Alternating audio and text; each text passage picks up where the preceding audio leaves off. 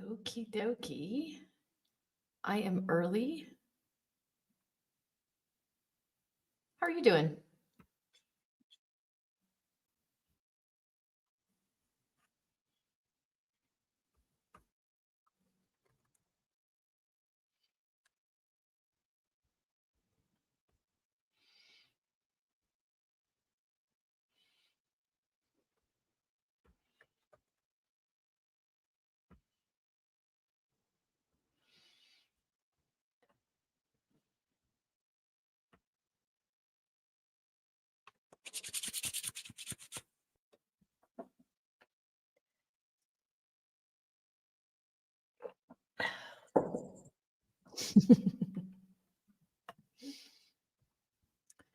Let's see here.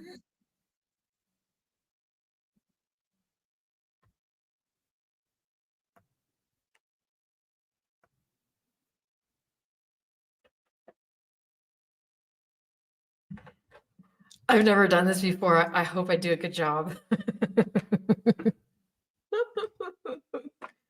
We'll just give people just a couple of minutes to get started here. 5, 4, 3, 2, 1. So, well, my calendar, I set the reminder and my calendar actually says Armageddon is at 9 o'clock. So I'm ready for Armageddon, apparently.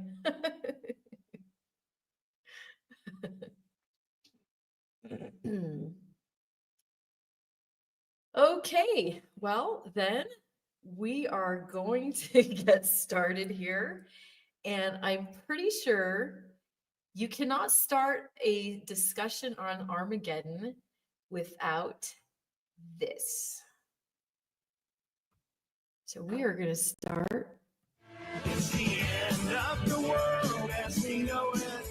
It's the end of the world as we know it. It's the end of the world as we know it. And I feel fine. 6 o'clock TVO and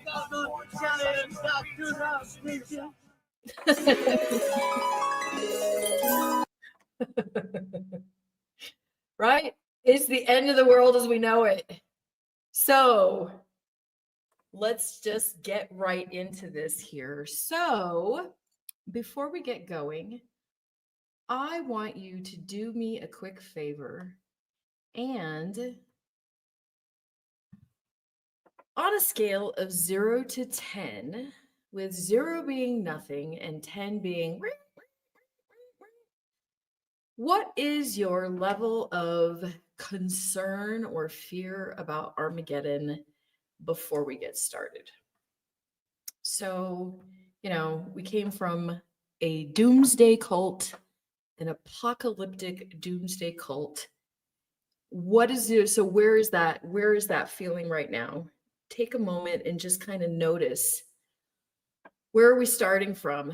Because by the time we are done, it would be wonderful if you could release that fear and get it down to 0.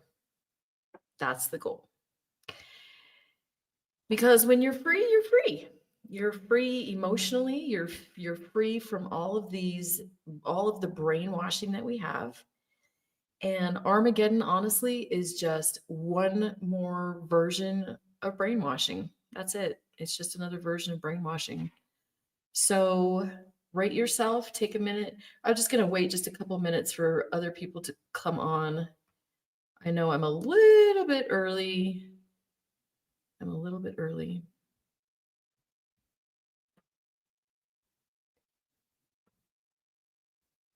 You know what? Also, feel free to share into the comments how long you were brainwashed by the cult. If you were born in, your fear levels might potentially be a teeny bit higher. Depending on how long you've been out too, that can make a big difference. Yay! Jay is at 1%. Good for you. We're going to get that down to 0 because Armageddon is bullshit. Armageddon is not real. So tonight we are going to tackle this on the logical level, and then we're going to dive into the emotional reasons of why we feel these concerns for Armageddon. You know, I was reading an article. It was talking about how powerful images are when indoctrinating somebody, the power of an image. And one image of a graphic scene, whether it be a graphic murder or a war scene or whatever, one graphic image is enough to imprint on the brain for a lifetime. So I was thinking about all of the millions of pictures of Armageddon that we saw being born into the religion. You know, even if it wasn't Armageddon itself, we are a doomsday cult. You know, do you remember in the Bible story book, there was that picture of, I think it was like 607 and the destruction of Babylon. And you've got Babylon on fire in the background, and you've got these long line of refugees, and that one guy's face that is like right in the beginning of the picture of the Bible story book. You know, how many images of Armageddon did we see? I remember the Live Forever book. When I first started pioneering, we were studying the Red Book, and there were images of death, and destruction. You know, there's this guy that I remember in the end of it, he was like, you know, as he's getting destroyed at Armageddon, all of those become imprinted on our neurology, you know, right? Thousands of pictures. And the Revelation book, I think we studied the Revelation book 2 or 3 times, and there's super, pillar of salt, exactly. So is it any wonder that we have these fears, that we have not even maybe just fears of Armageddon, but fears in general? Yep, Sodom and Gomorrah. How about the flood? You've got this poor woman hanging on to one little piece of dirt, and wasn't there like a bobcat floating on a piece of wood or something like that too? You know, the reason why the religion uses these images is because we have an inborn survival instinct. And so by giving us these images of fear, death, that's what kept us in control. And man, they did a good job at that. They did a good job of this brainwashing of keeping us in this total fear of our life. Literally, we are in fear of our life. So I'm going to kind of start diving in here as people start trickling in. We're going to start off tonight by diving into a teeny bit of psychology. We're going to be talking about how the brain forms these triggers. So we're talking about these images. When your brain is presented with an image, a thought or an idea, we attach a feeling to that. And so obviously, as we see these pictures, we're going to be attaching fear to it. We create triggers all the time. For example, you know, maybe you might smell, I don't know, apple pie, and immediately you'll get nostalgic of Granny's kitchen, right? Or you know, maybe a song comes on the radio and it reminds you of your first love. Where the brain is constantly forming these triggers, and they're formed very quickly. They're formed very, very quickly. I remember one time when I was young, I had a car accident. I had driven through an intersection, and my light had turned yellow just as I hit the intersection, and the other guy ran the red light, and he just slams the car in the middle of the intersection. And so, guess what? I was 17. It took years. Every time I went through an intersection, I'd feel this tension because of that trigger that had been formed. Now, naturally, oftentimes with time, we can soften these triggers. So, like, for example, that happened to me for several years, but I'm 49. I don't have a problem with intersections anymore because I didn't have the repeated strengthening of that trigger. That was a one-time event. The reason why these Armageddon end of the world images are so terrifying to us is because of how strongly they were reinforced. They were reinforced very intensely emotionally. And like I said, it's tightly linked to our survival. So obviously we're gonna have those triggers. The techniques that we're going to be talking about too are working will work for any sort of triggers, neutralizing any triggers. I'm going to talk, I'll take just a second here, and we're going to talk about right and left brain function. You can logically know something without emotionally understanding it, right? This is the reason why it's hard to wake people up, because you can present them with the logic, but somehow or another, it doesn't cross that brain barrier and go into the emotional side of the brain. You may logically know that Armageddon doesn't make any sense, but if you're feeling any of those triggers, it's just because you haven't cross-wired that logic into the emotional side of the brain. We're going to tackle it first with some logic. Once we can understand logically that this idea of Armageddon doesn't logically make any sense, sometimes that will automatically release the trigger. So that's why I said, go ahead, rate yourself on a scale of 0 to 10. Where is your level of fear now? And then by the end, we're going to see how much that has shifted. Hopefully, you will be able to release it completely. And by the end of this, be able to look at the world news and just say, wow, you know what? This is really sad. This is unfortunate, but it is not the end of the world as we know it.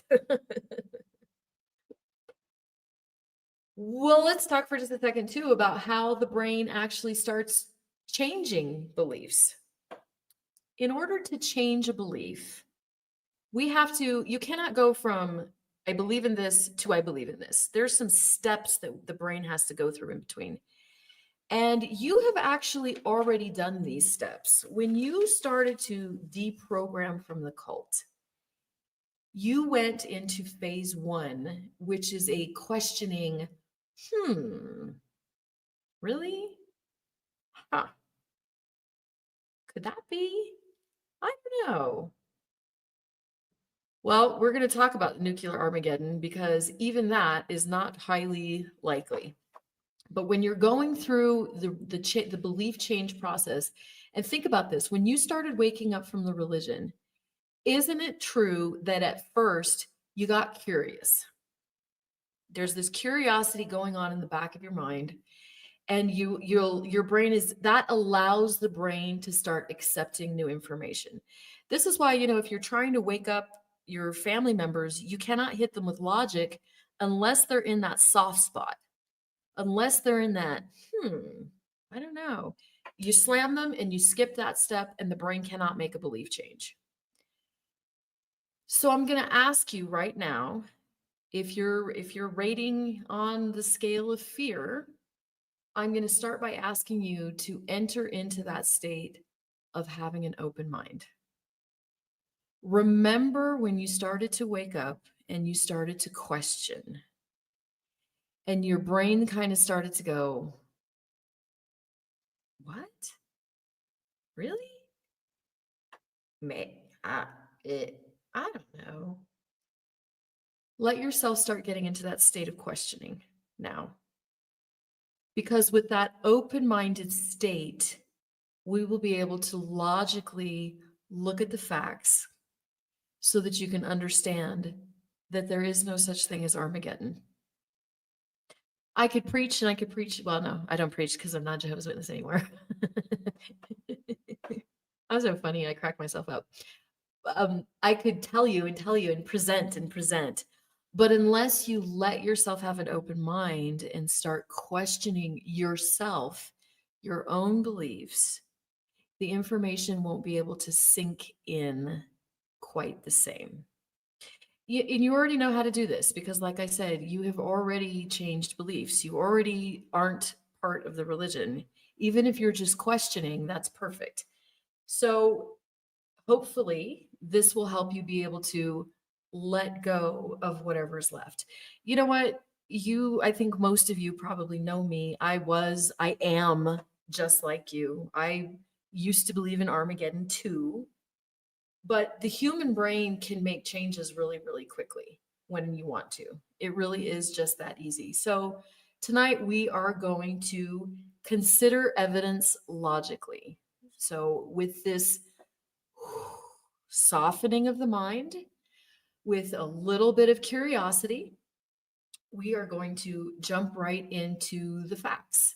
Yes, this is going to be recorded. This is going to be recorded so you can walk through all of the exercises and everything. I'll have it posted on the YouTube channel.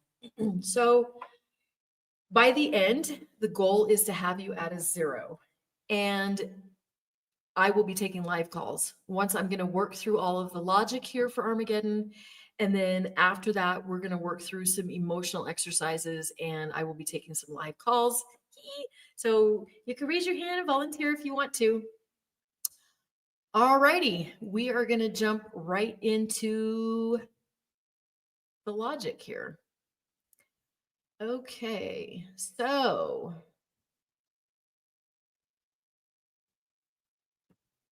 we are going to start with failed end of time predictions throughout history. Because we are in survival mode, our survival is very important to us. Humans, since the beginning of time, this chart starts with 634, I believe that is before our common era.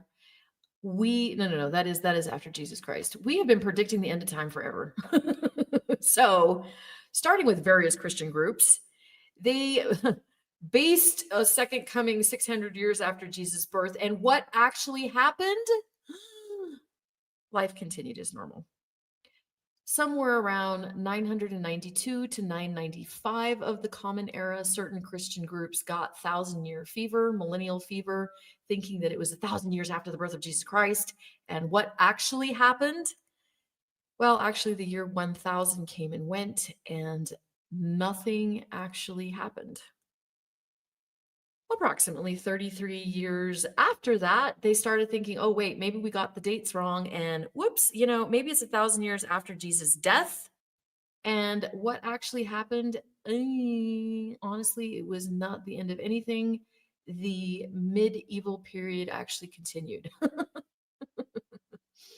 So we see people have been looking for signs. They have been looking for something to happen since human history. This is not just even religious. People have looked to the stars. In 1524, London astrologers predicted a flood based on planetary alignments. And what actually happened?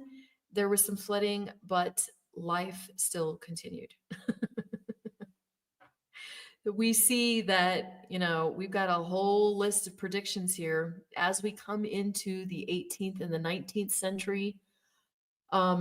We've also been predicting this, but this is the interesting thing. 1874, Charles Taze Russell comes along and predicts Christ's invisible return and Armageddon. Armageddon. Funny enough, as long as humans have had the Bible, apparently nobody really predicted with the word Armageddon until our lovely Charles Taze Russell came along and picks this one word out of the Bible in Revelation and decides that the end of the world is coming. And what actually happened, I actually think this is really funny. The date was repeatedly revised multiple times. Right? As we come into the 20th century, well, here we go. Jehovah's Witnesses, we take the record here. Except for Halley's Comet. In 1910, various sources thought that Halley's Comet would come along and destroy the Earth. And what actually happened was there was a comet, but it passed by and people bought comet pills. I I didn't look that up to see what that actually means. I don't really know what a comet pill is. But here we go. Jehovah's Witnesses, the doomsday apocalyptic cult.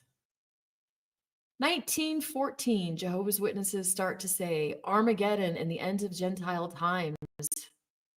What actually happened?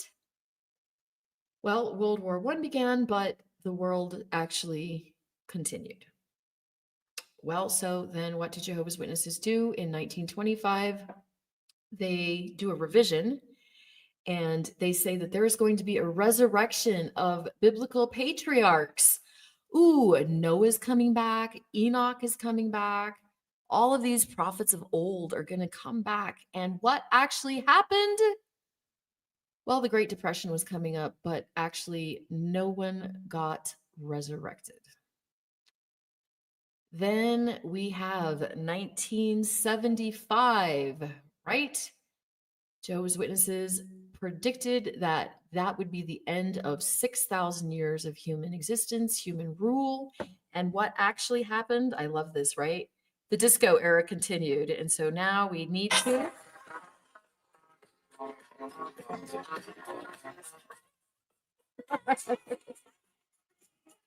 Right. The disco era happened and nothing actually happened. After 1975, Jehovah's Witnesses kind of shut up about publicly proclaiming the end of the world. As all of us know, they did it in publications, but as far as publicly announcing from platforms the end of the world, they kind of shut that up just a little bit because they've been ridiculously wrong, just like all of the rest of the predictions of the end of the world have been.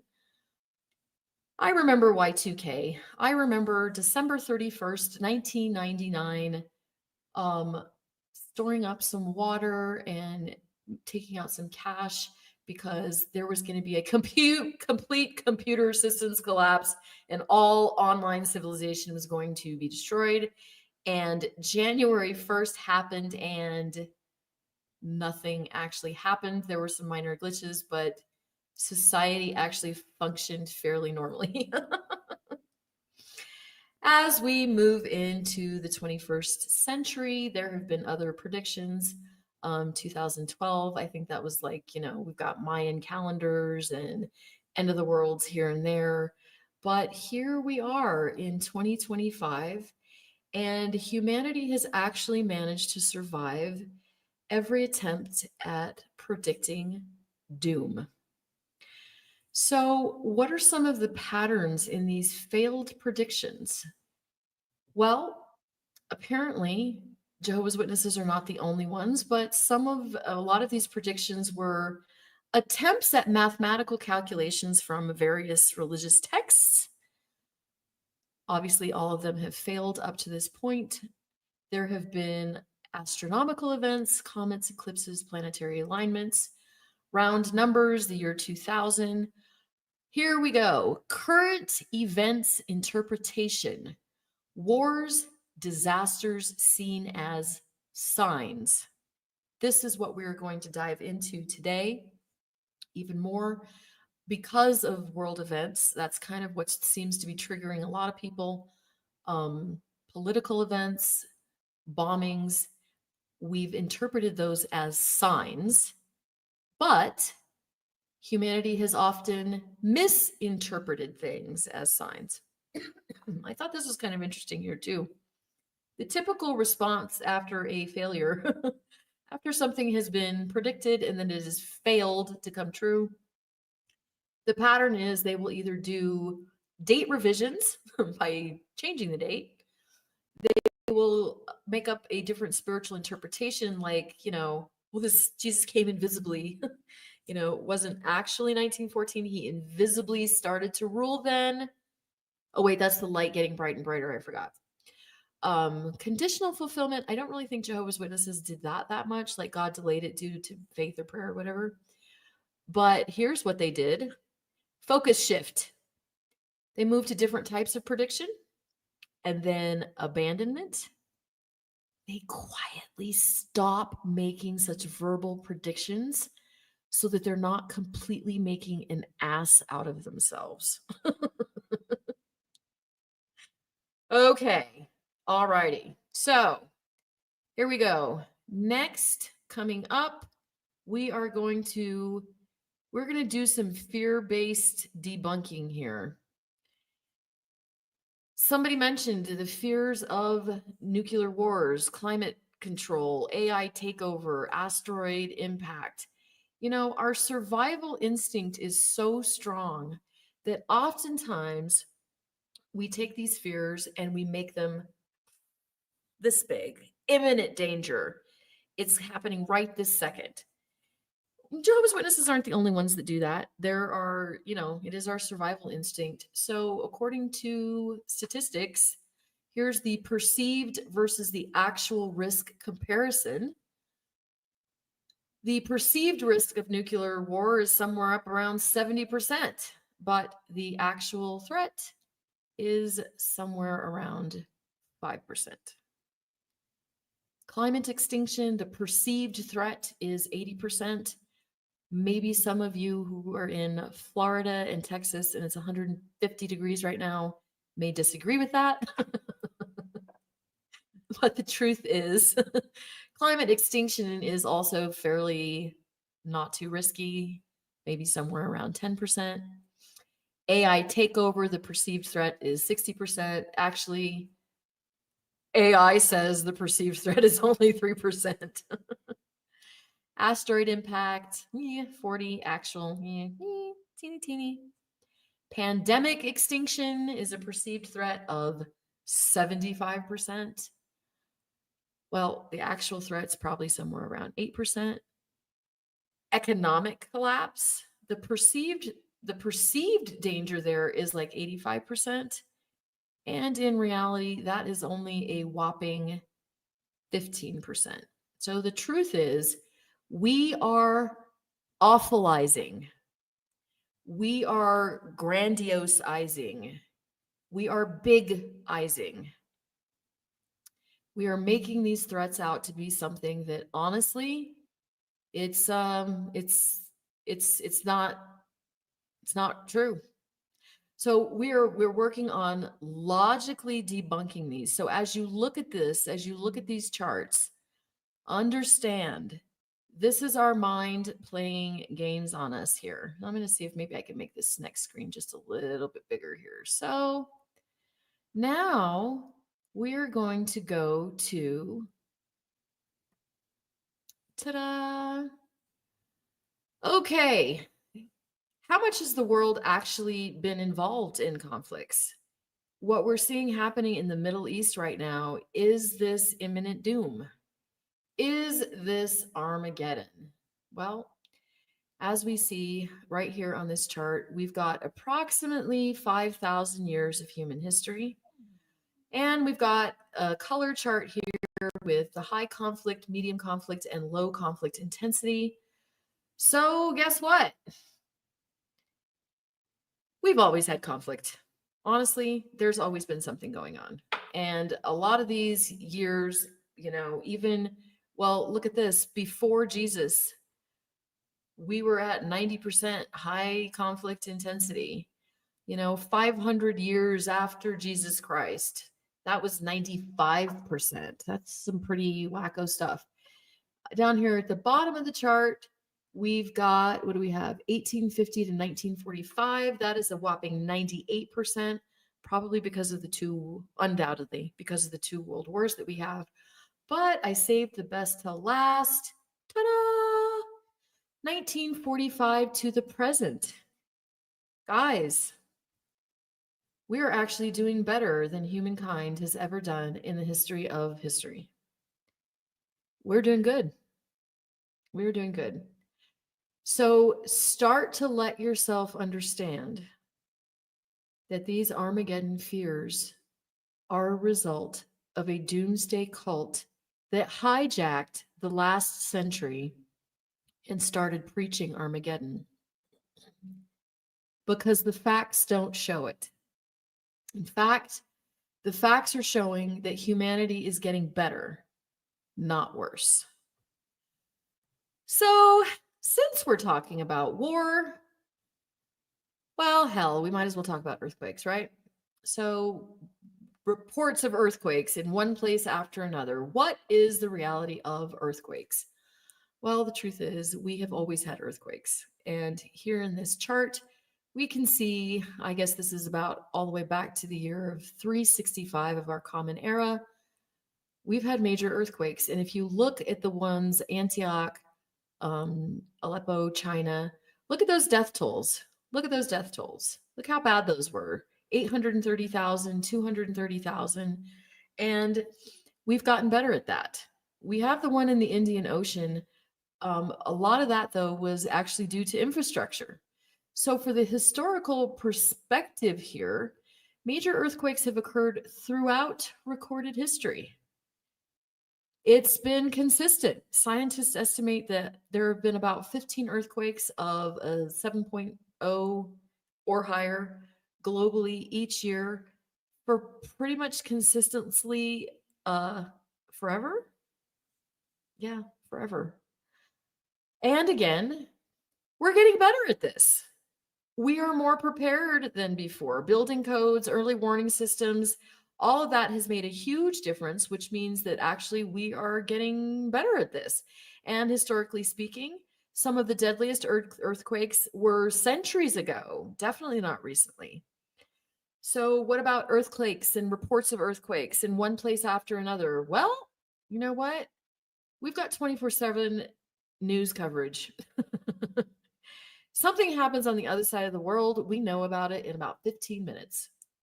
So it's not even really the frequency of earthquakes, but rather it's the reporting of that that has made a bigger difference. In fact, look at this. Here's the detection versus reality on earthquakes. I figured I might as well do earthquakes since, that could be the end of the world too. It's a sign of the end of the world is earthquakes in one place after another. But if you look at this chart, the recorded earthquakes is going up, up, up, up, up, but the actual 8.0 earthquakes, for an entire century, that's actually fairly consistent. So really what it is our improved detection that is causing reports and more reports, not anything actually dangerous. This is our technology that is getting better. Okay. So as you let this information sink in, let yourself start to question who the hell taught us about Armageddon? Where did that come from? Where was the first place you heard that word? That'll give us a clue of how much we should actually believe that, right? Because if it's a result of religious brainwashing, then maybe this needs to just be deleted from our mind, just like 1914 and the governing body. Maybe the truth is they've been manipulating us. Maybe the truth is humans have been fine all along. In fact, I've got one more little chart to share here. Okie doke. So, the end of the world by Armageddon, or you are 639 times more likely to die from an accidental drug poisoning than an earthquake. You are 18 times more likely to die in a car accident than you are from war. And this is actually, okay, so 18 times more likely, that is actually divided by the whole entire world. If you live in a place that is actively in conflict, like perhaps the Middle East, that just averaged it out over the whole entire world. So if you are in a westernized nation, your chances of dying in a car accident versus war is more like that 639 times more likely. You are 3 times more likely to die in a house fire than from all natural disasters combined. And you are 4 times more likely to be killed by all of these accidents combined than an actual pandemic. So, my people,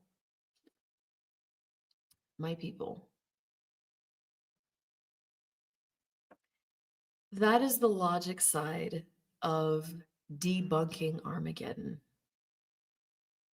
As you let yourself think about the facts, as that kind of starts to sink in just a little bit, can't you feel yourself kind of start to question whether that really makes sense or not?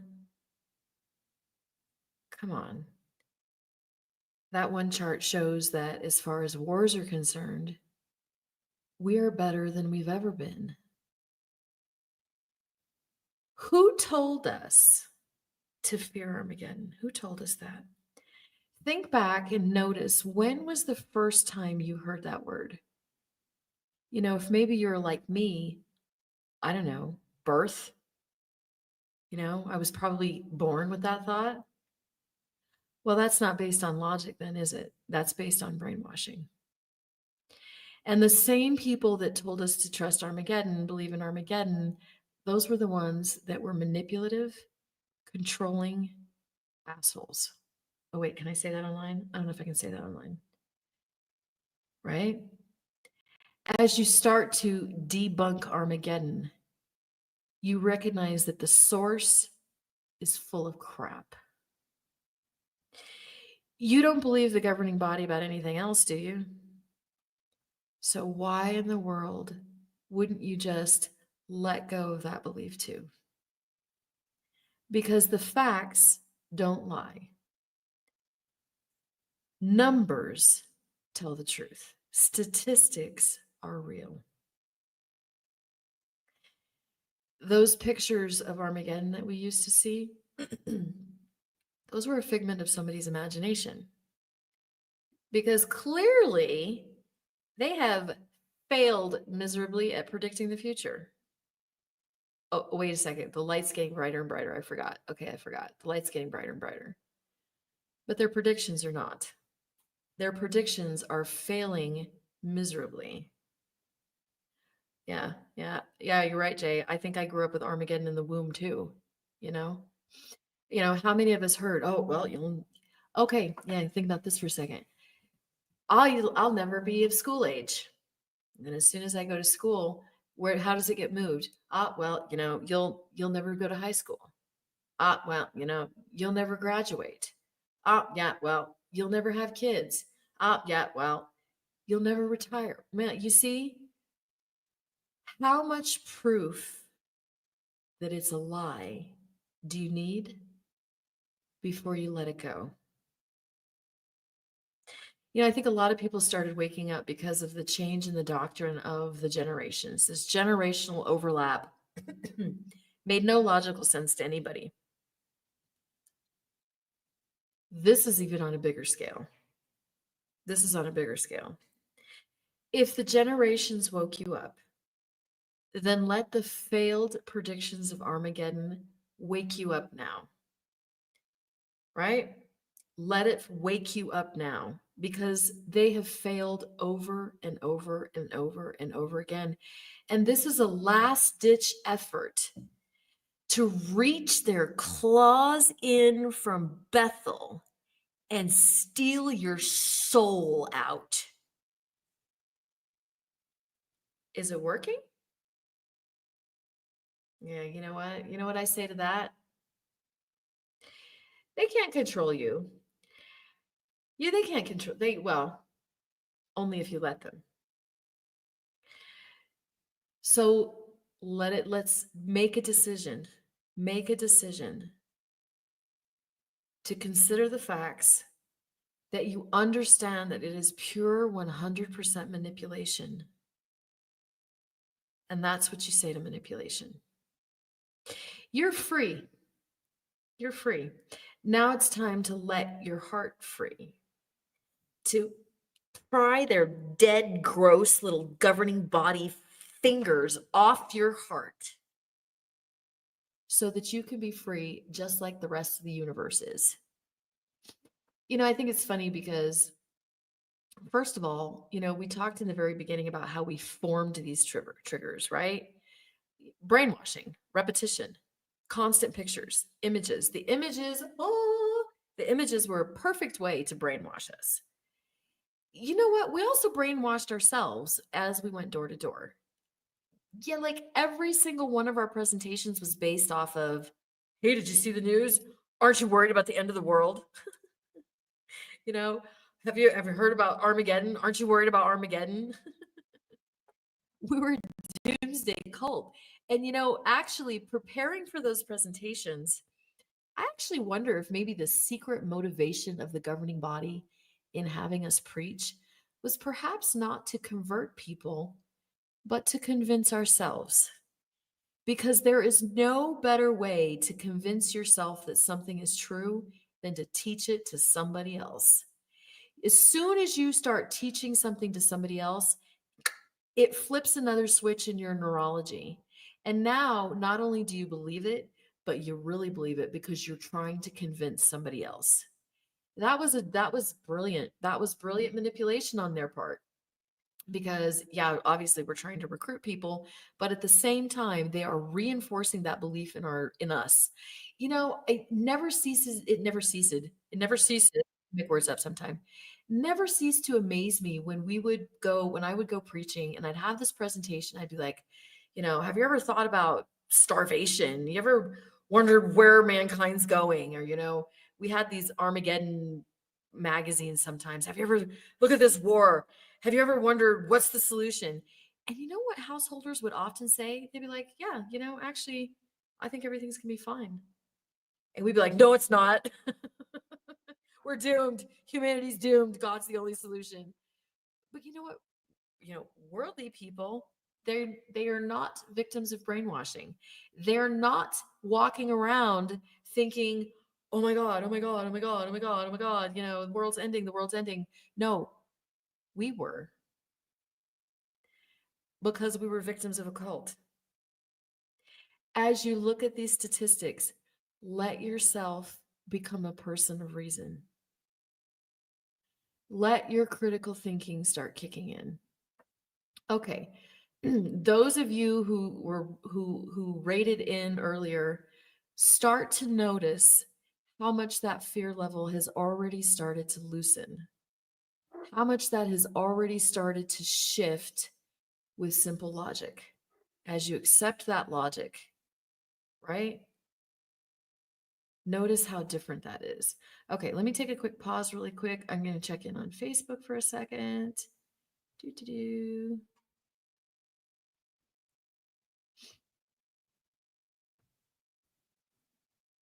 Okie doke.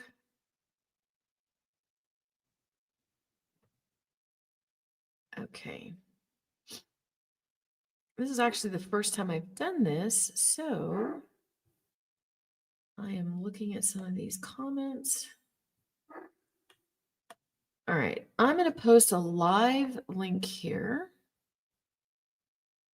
Hold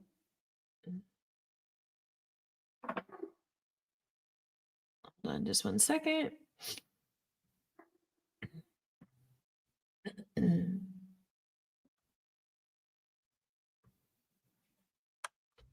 Okay. Okay, so if there is anybody out there who would like to do a live session, anybody wants to do some comments or anything like that? Because if there's any level of fear left, we can now start reframing that emotionally. Anybody have any questions? Because otherwise I will start talking about how we can shift this emotionally. Okay.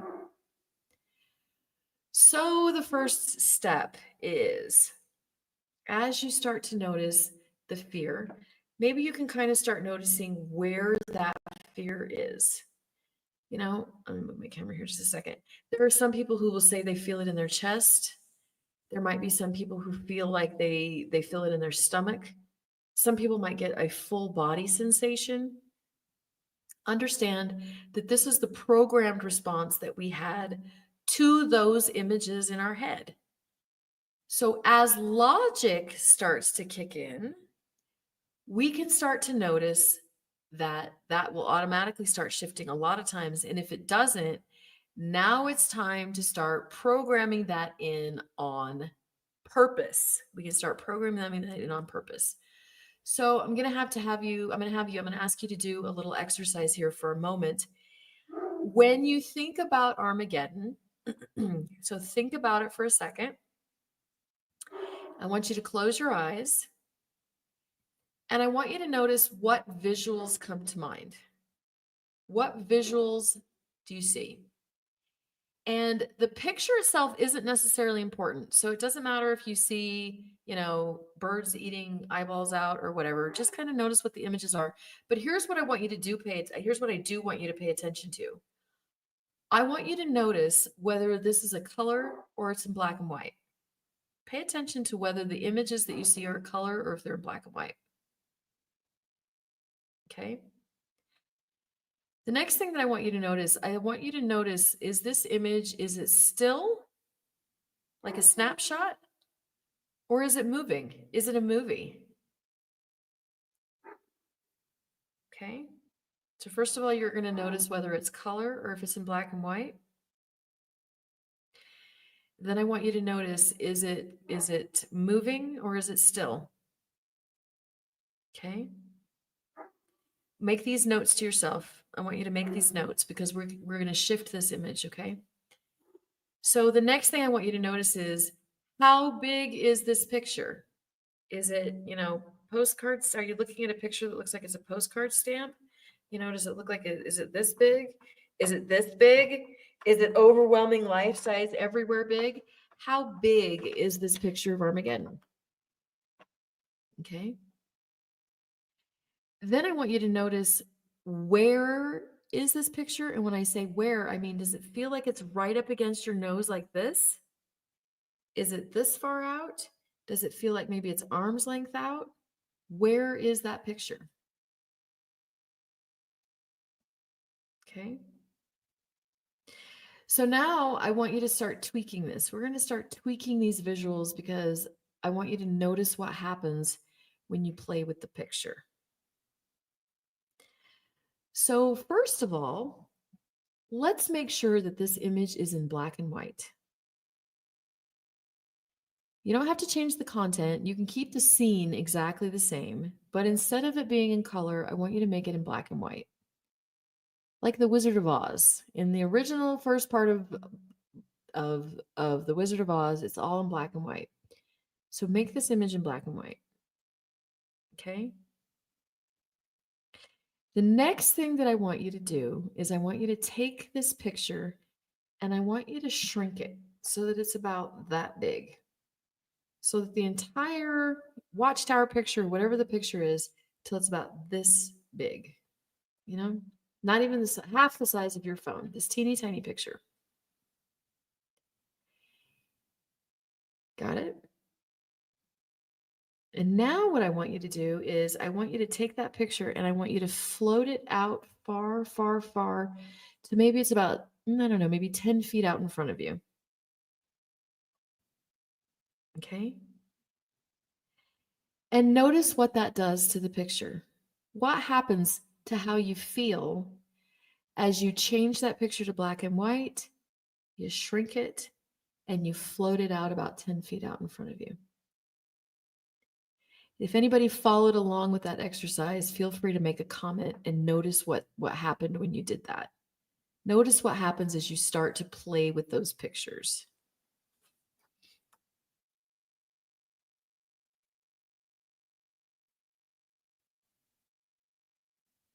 Anybody have any comments? Anybody get to follow along with that? I've never done that on a live before, so I'm curious to what comments we've got. Okay, let me just check my comments here really quick. What comments?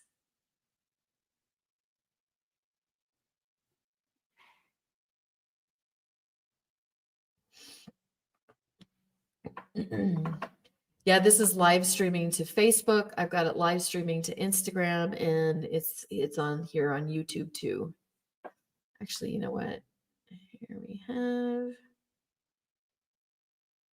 Okay. Anybody? Okay. Would anyone like to volunteer to join us? Would anybody like to come on live and join us here? I can send you. I'm going to send the link. Do.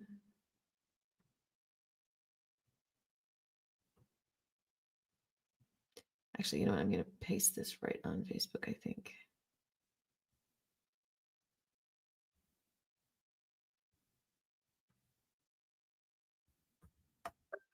There we go. Excuse me. So if there's anyone that would like to click on that link, you can actually come on live with me and we could do a live process for if anybody has any fears left. And if you don't, that's fantastic.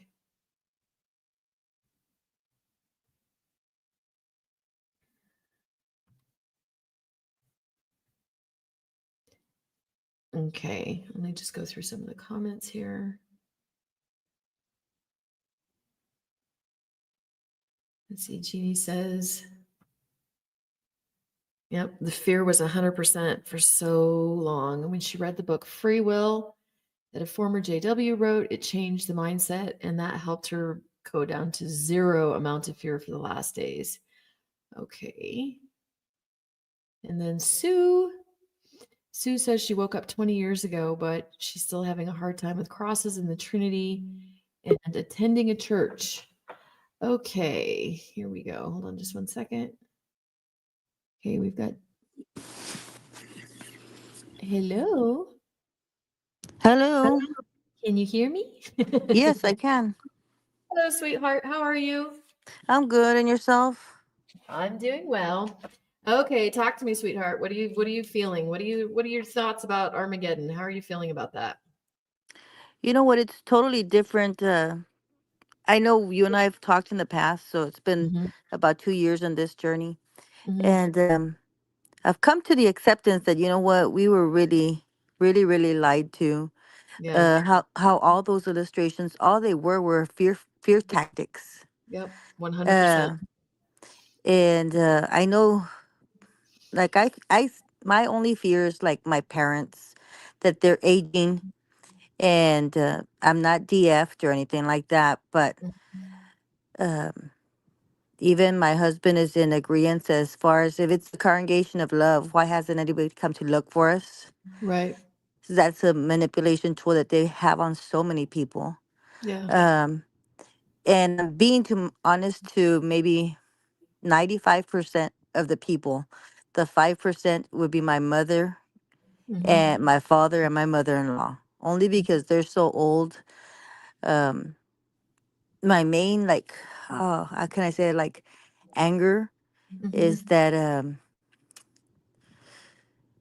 this the governing body has such an influence on people that they're willing to shun their family Yeah. if they're not all in, and I just Yeah. cannot be all in those tactics. I Yeah. mean, so much life has been lost, so much living has been lost because of so many fears, like, don't go to a football game, don't go to a concert, because what if that's the last day? Yep. So people just have to come to realize to live their life and be free of all these Yeah. tactics. Yeah. So your parents, are you being shunned by your parents? Mm, more than anything, my father will talk to me in a limited amount, Mm-hmm. as long as my mom's not in the room. Yeah. So, Yeah. So um, is there concern? Are you worried because they're not waking up? mm, my worry is more than anything. I mean, I wish I could wake them up. Mm-hmm. And I know my dad slowly sees he doesn't say it out loud, but I mean, that's all they've known for such a long time. Yeah. And he's always been in that mode of, what will the elders say? What will the elders say? What if they take you to the back room? And he's an elder and he's afraid to be taken to the back room. And I just think that's so wrong. Well, you know what? I'll tell you, maybe it's okay that they don't wake up. Yeah. If they're happy, When we love somebody, don't we just want them to be happy? True. So maybe it's okay that they stay in the religion because honestly, it takes a lot of courage to get out. Yes. It takes a lot of courage to restructure your life. And maybe not everybody has that in them. Mm. Jehovah's Witnesses are not the only people who are in a trap of religion. You know, I mean, there's plenty of other people who are in fear of hell. How about fear of hell?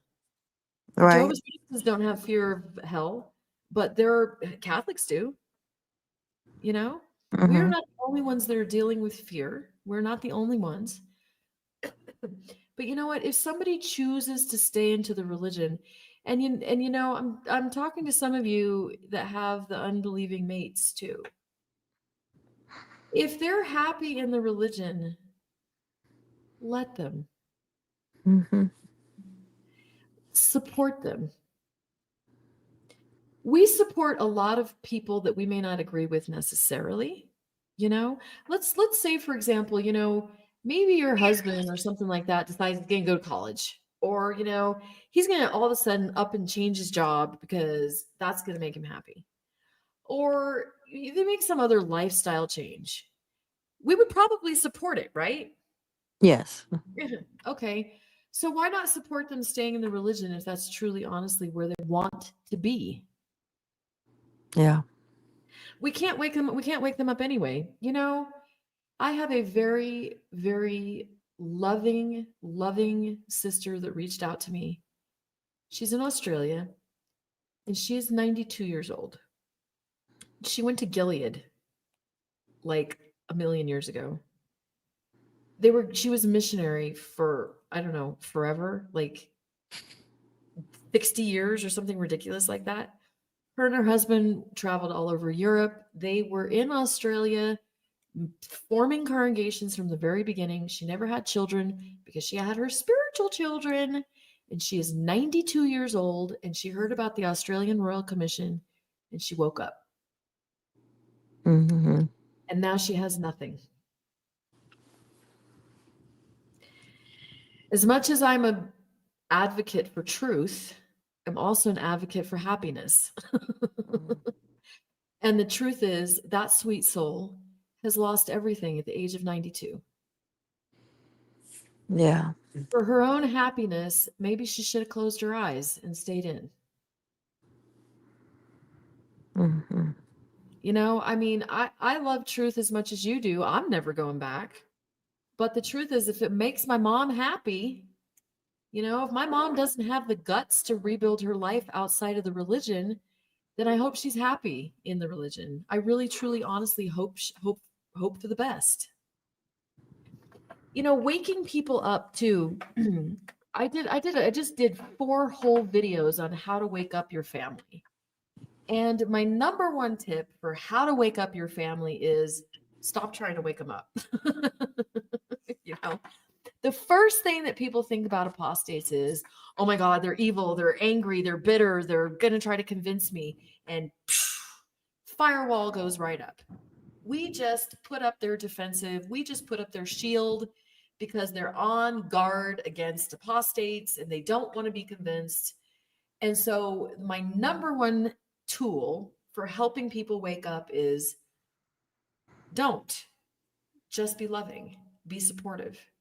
Hey, mom, I know you have the meeting today. I bought you flowers so that when you come home, you have something pretty to look at. Or your spouse, I made cookies. Here's some cookies when you come home from your meeting. If your family were all of a sudden decided to stop being Jehovah's Witnesses and become Catholics, you may not be Catholic, but hey, you'd probably think that that's better than JW, right? Unless maybe it's none of our business. Maybe they're not ready. Now, the shunning thing is a little bit different because I know that when they're shunning us, that sucks. And we have to deal with our own emotions about that a little bit. We have to deal with that separately. But as far as our fears and our angers that they're still in, let it go. If that's what makes them happy, then we support their happiness, even if we don't agree with it.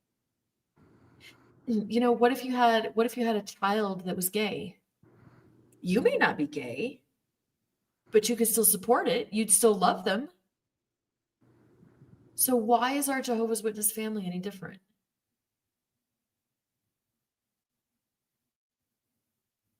So how does that feel when you think about it like that?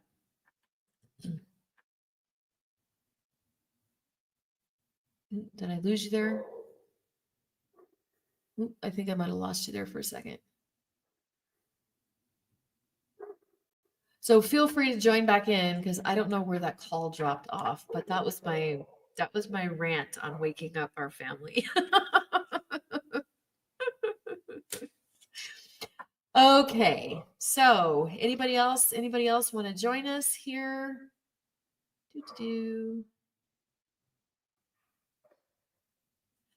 Okay, I can take another call if anybody else wants to jump in. Otherwise, what I will ask you to do is, let's see, leave me some comments. Let me know if you like the live. This is the first one that I've ever done.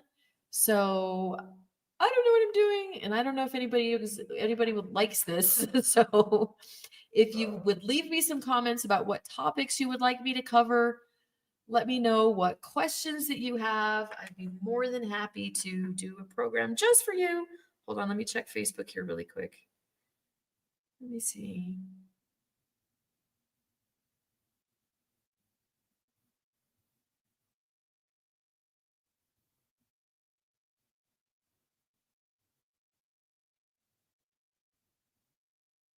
Okay.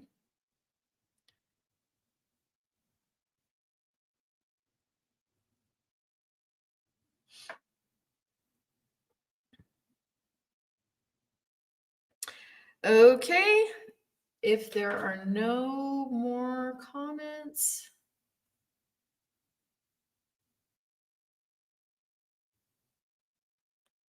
Right? An XJW chat here would be awesome. Actually, you know what? I guess we don't even really necessarily have to have a specific topic. We could just be nice to each other and share, huh? Okay, guys, I'm going to wrap this up. I hope this was beneficial. I hope you enjoyed this. Mwah. I love you all. I love you all very much. Leave me the comments. I will keep these going just for you, and I will talk to you soon. Okie doke. Yeah. I can get on Discord and we can talk. Whoops, I accidentally put that up. Okay. All right. Have a good evening, everyone. And I will talk to you soon. Love you too, Sue. Love you, sweetheart.